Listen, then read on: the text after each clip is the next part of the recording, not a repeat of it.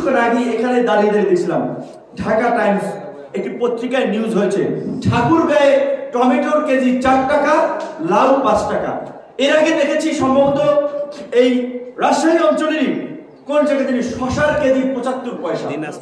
দিনাজপুরে আলু কৃষক দাম না পেয়ে রাস্তায় ফেলে দিচ্ছে, টমেটো রাস্তার পাশে ফেলে দিচ্ছে। এই যে বাংলাদেশের মতো একটা ওভার পপুলেটেড কান্ট্রি, পেঁয়াজ আনতে হয় ইন্ডিয়া থেকে, কাঁচামরিচ আনতে হয় ইন্ডিয়া থেকে, সেই দেশের কৃষকরা যখন উৎপাদন করে তাদের কৃষি পণ্যের দাম পায় না। সরকারের নজর আছে সেই দিকে, খেয়াল আছে সেই দিকে। কৃষকরা যদি উৎপাদন না করে, কৃষকরা যদি হাল ছেড়ে দেয়, তখন এই দেশের সাধারণ মানুষের কি হবে? আমদানি করে পণ্য কয়টা মানুষ ব্যবহার করতে পারবে? কয়টা মানুষের সেই আয় রোজগার আছে?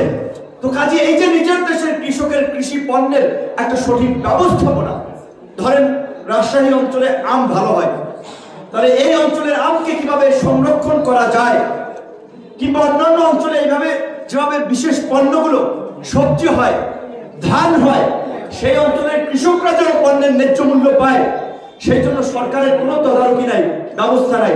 সরকারের তদারকি আছে এসালম, বেক্সিমকোর মতো বড় বড় শিল্প প্রতিষ্ঠানগুলো দুর্নীতি করলেও রক্ষা করা, বসুন্ধরার মতো কোম্পানির মালিকেরা ধর্ষণ করলেও তাদেরকে রক্ষা করা। সরকারের নজর আছে ওই দিকে।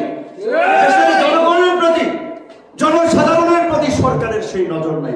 যেই কারণে আজকে আমরা জনগণের অধিকার প্রতিষ্ঠা করার অঙ্গীকার নিয়েই এই গণ অধিকার পরিষদ নামক রাজনৈতিক দলের জন্ম দিয়েছি।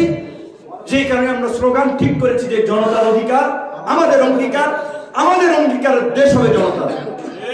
এই দেশ কোন পরিবার, অমুক পরিবার তমুক পরিবারের নয়, অমুক নেতার তমুক নেতার নয়।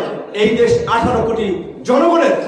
কিন্তু দুঃখ হয় আজকে চাঁপাইনবাবগঞ্জের একজন মানুষ যদি হঠাৎ স্ট্রোক করে একটা কঠিন অসুখে আক্রান্ত হয়, চাঁপাইনবাবগঞ্জে তার চিকিৎসা হবে না। প্রথমে সে রাজশাহী যাবে, রাজশাহী থেকে রেফার করে দেবে ঢাকায় যান। ঢাকায় হসপিটালে ঘুরতে ঘুরতে রোগীর অবস্থা 12টা, হাসপাতালে ভর্তি করার কয়েকদিন পরে সে মারা যাচ্ছে। এই যে 16 বছর একটা সরকার ক্ষমতায়, তারা পেরেছে জনগণের বেসিক অধিকার, মৌলিক অধিকার, চিকিৎসা সেবার মতো অধিকারকে জেলায় জেলায় প্রতিষ্ঠা করতে, বিভাগীয় শহরে নিয়ে আসতে পেরেছে। চিকিৎসা ব্যবস্থা পারে নাই, কৃষি ব্যবস্থা পারে নাই। শিক্ষার কথা বলে শিক্ষা এখন বেকার উৎপাদনের কারখানা। নতুন নতুন মানে এক এক সময় এক একটা পদ্ধতি চাপিয়ে দেয় জনগণের উপরে, শিক্ষার্থীদের উপরে, অভিভাবকদের উপরে, যেটার সাথে শিক্ষকরা পরিচিত না, অভিভাবকরা পরিচিত না, ছাত্ররা পরিচিত না।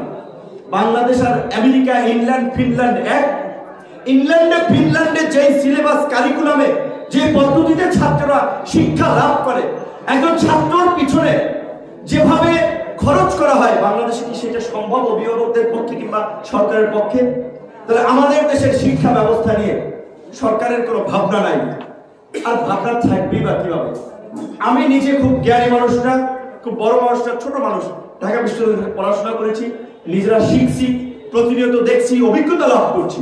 কিন্তু এই অভিজ্ঞতার আলোকে যেটুকু বলতে পারি, এই সরকারের বিভিন্ন মন্ত্রণালয়ে যে সমস্ত লোকরা মন্ত্রণালয়ে চালাচ্ছে, আমাদের একজন সিনিয়র বড় ভাই ডাক্তার ভেবেছিলেন মান্না ভাইয়ের কথার মতো, যে যার ছিল না রাখাল হওয়ার যোগ্যতা, তাকে দিয়েছে মন্ত্রী বানিয়ে। এই মন্ত্রী কিভাবে মন্ত্রণালয় চালাবে বলেন?